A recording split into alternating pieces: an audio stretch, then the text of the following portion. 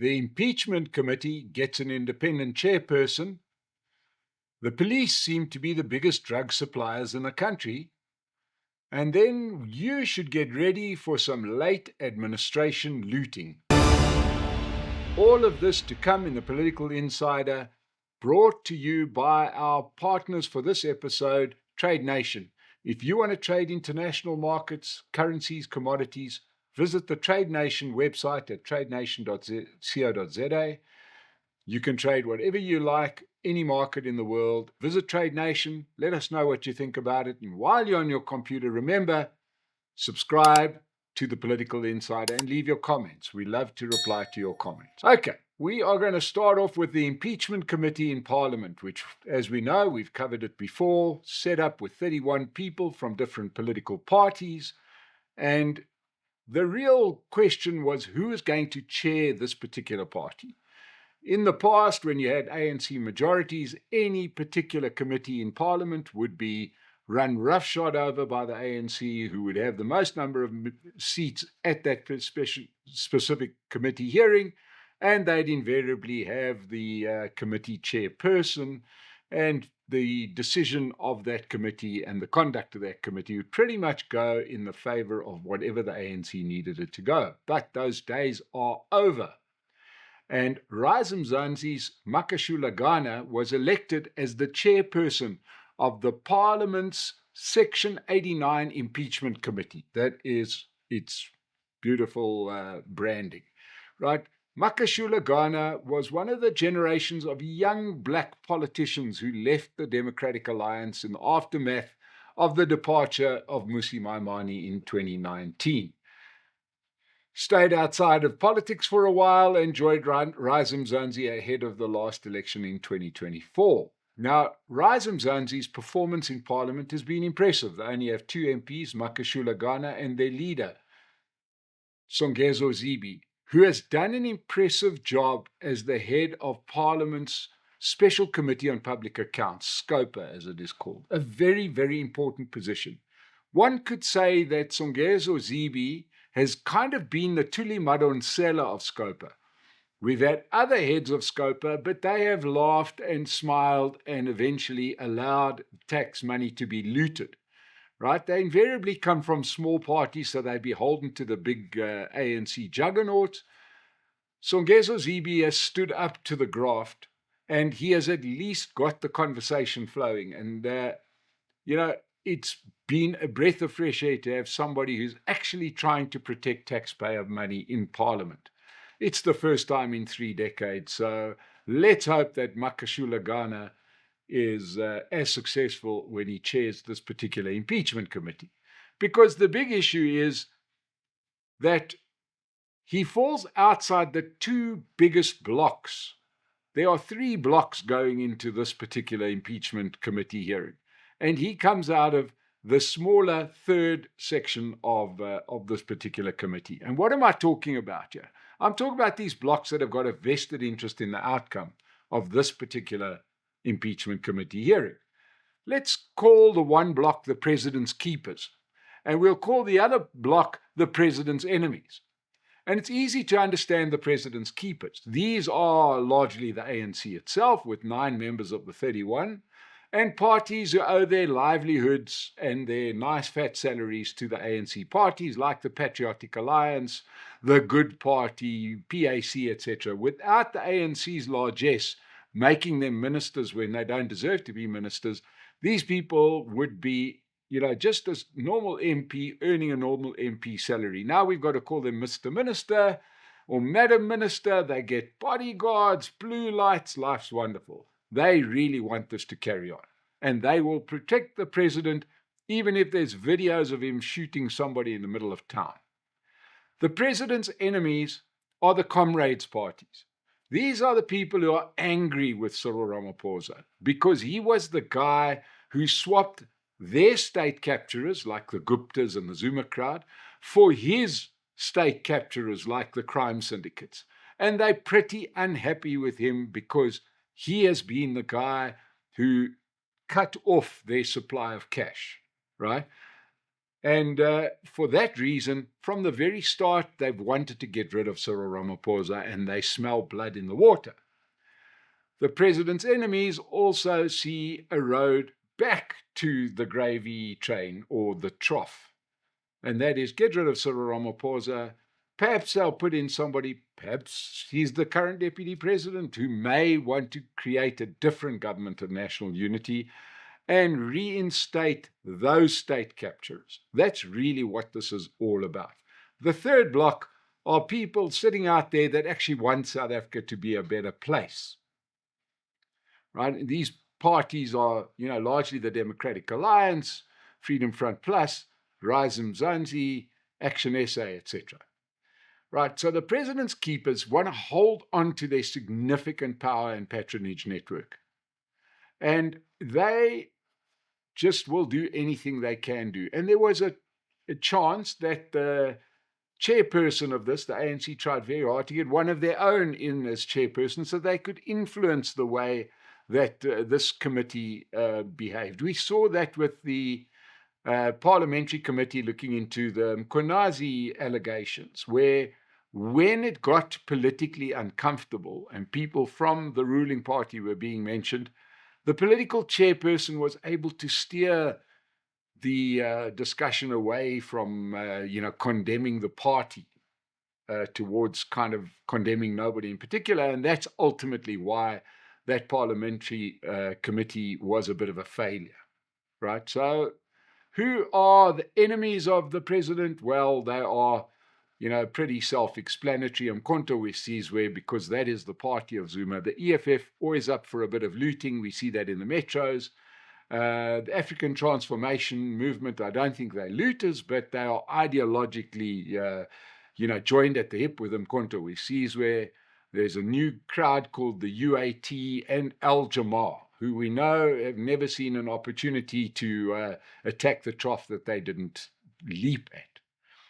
So what these parties want is they want Cyril Ramaphosa to go out, which will start South Africa's first state looting Lollapalooza that will make the Zuma years look like a warm-up act. That's really what they want. And so is Makashulagana up for this job? Well, the signs look promising. We never know until the guy's been in the job and he's actually provided there. The one question is he going to be firm enough? Because he is going to get some spoilers in this particular task. You can imagine that the ANC will do everything they can to protect the president, and Julius Malema will shout as much as possible. Remember, those enemies of the president, not only do they want to get control of the gravy train, but they also, in many cases, there's at least five, if not more, members of the committee itself that have got legal issues, from Julius Malema that's been convicted, to John Hlophe, who's been impeached, to his speaker, who recently stole money from other MK members. And they want to get control of the judiciary. So that the stakes are pretty high. Now, this is an opportunity. It's a massive opportunity for Rise Mzansi to stop looking like the ANC light. Right? Their manifesto is identical to the ANC. Basically, you can sum up their manifesto as the same as the ANC without the corruption. That's really what Rise Mzansi offers. And, it's a chance for them to prove that they are not just there to sort of shine up the image of the ANC, that they themselves are a party of their own. Songezo Zibi, the leader of Rise Mzansi, probably summed it up well enough when he said, this is a time for seriousness and solemnity. This is a big issue that we're dealing with. This isn't just some little court case. This is a president on trial. And even Makashulagana himself admitted that the committee will be used for political grandstanding. We've already seen the impeached judge, leader of Umkhonto we Sizwe, how a man like that enters parliament is on the conscience of the people that decided that was a good idea, complaining that the appointment of Makashulagana is a bad one because he comes from an ANC side project, inferring that Rise Mzansi is just another part of the ANC. So now, we'll have to see exactly what happens, but Makashulagana got 19 of the 31 votes to carry the majority. And his biggest hurdle is not what goes on in the hearing yet. His biggest hurdle is whether the hearing's here at all. Because the president himself, while being shocked at everything, was pacing the halls of the union buildings when all of a sudden he discovered Jacob Zuma's book on the Stalingrad strategy. And he has studied it, and he is going to use every legal trick in the book to delay the workings of this committee. And we stand more chance of getting 10% economic growth than we have of seeing President Cyril Ramaphosa in the witness chair ever at any impeachment hearing. He is going to delay. It's all very exciting to hear that we've got a chairman and a committee, but this might be like a party where nobody pitches up. Now, boy, I'm going to just interrupt to say, have we got good news for you? On the 8th of July, we will be having another great breakfast with Prince Mashele, who will explain his Rescue South Africa project. He will be joined on stage by Outer's Wayne Divenage and myself. If you want more information, just look at the comment section, at the information section below, where you can go to our website, sona.co.za, and book for this breakfast. It's going to be fantastic. Hurry, because spaces are limited. So the Madlanga Commission resumed its work, and we heard fascinating evidence from Warrant Officer Carl Sander, who told the Commission that he had stored 547 kilograms of mandrax in 2020 in the police's Isipingo depot, right? And that put a lie to the idea that they couldn't then, just a short time later, store 541 kilograms of cocaine in the same facility. All it took was moving some weapons to an armory, and there was more than enough space, right? You've got to remember that when the police got hold of this cocaine bust, they deemed it too big to fit in the same space and moved it to an unprotected police office in Port Shepstone, from which the drugs with a street value of 200 to 250 million rand were stolen. And it led to a trail of murder, money, and mayhem, and a number of funerals of prominent DJs. Right? We remember all of that. It seems like this Warrant Officer Sander was the Batman of drug investigations and seizures, and he was quite effective. And it seems like the police could not resist the business opportunity that the drugs themselves created. Now, despite massive drug busts, the police refused to build, find, whatever, a safe space to store this place down in KZN, which is where most of the drug busts are coming because of the port.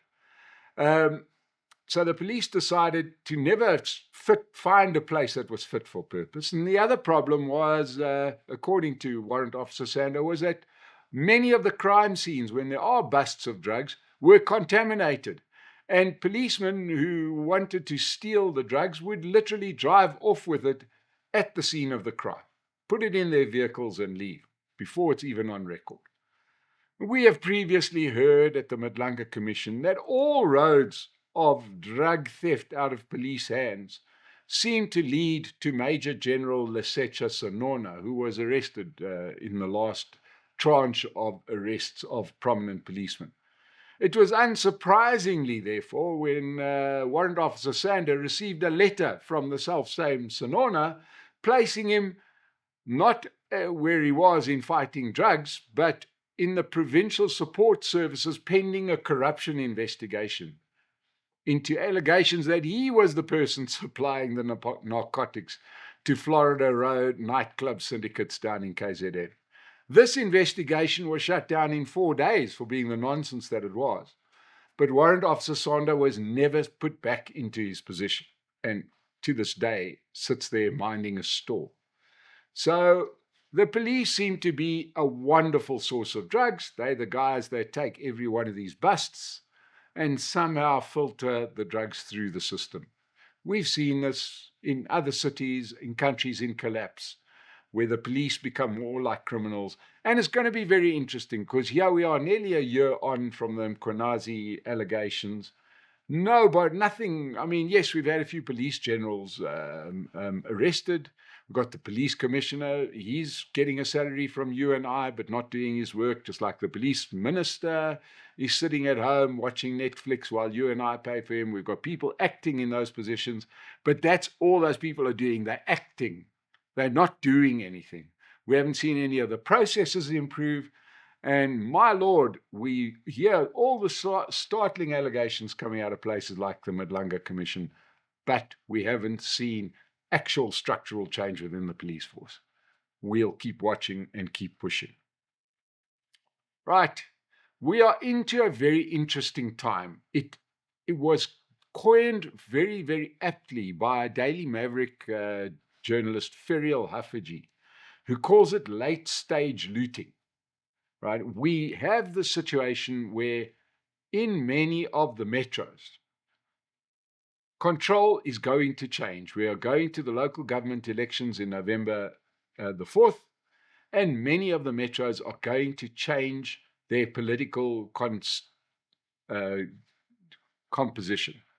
And all of the Gauteng metros, Johannesburg, Tshwane, Ekurhuleni, Nelson Mandela Bay, eThekwini, just to name some of the most important metros, are going to undergo big, big changes. New political leadership is going to come in, and you may see different coalitions governing those cities. So what are the city fathers, let's call them that, because that was a quaint old term, what are they doing? Well, they are doing what Haffajee calls late stage looting, right?